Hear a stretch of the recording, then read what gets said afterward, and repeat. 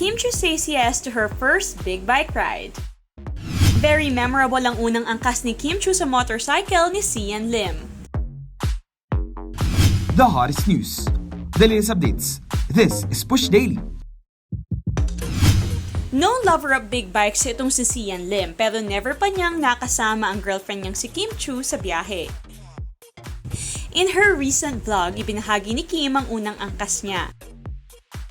Ito yung trip ni Si, kaya sakyan natin, sabi ni Kim.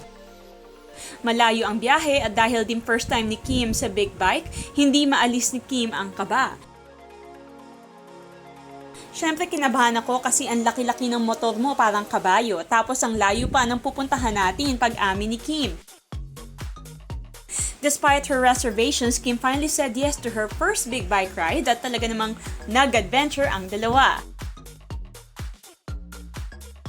I am sharing with you my first experience na sumakay ng motorcycle with C. Nagpunta kami sa magandang place, magandang adventure.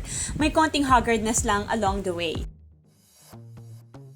Malayo-layo ang pinuntahan ng dalawa lalo na for a first ride. Aminado si Kim na napagod siya ng husto. Hindi na mauulit tong pagmumotor na to. Napakainit po talaga, biro niya.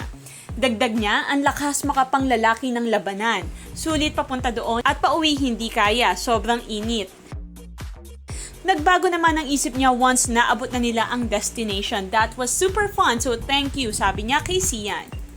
Kwento niya super nice, worth it pala yung pagpunta natin dito. Hinusgahan ko kaagad, hindi namin pinlano ito. Breakfast lang talaga kami sa Buso-Buso, but this is the view. Thank you, Si.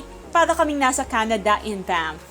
Nakakatuwa na nagagawan pa rin ng paraan ni Kim and Sian to have moments and memories together. Bukod sa magandang view, ang talagang reason ni Kim sa pagsama ay para mapasaya din si Sian. Enjoy naman ako kahit papaano, pero mas okay sa akin na happy ka na sumama ako sa'yo. Yun na lang ang pinangahawakan ko na sumama ako sa'yo, aniya. For more showbiz and updates, visit push.com.ph. Don't forget to like, follow, and subscribe our social media pages.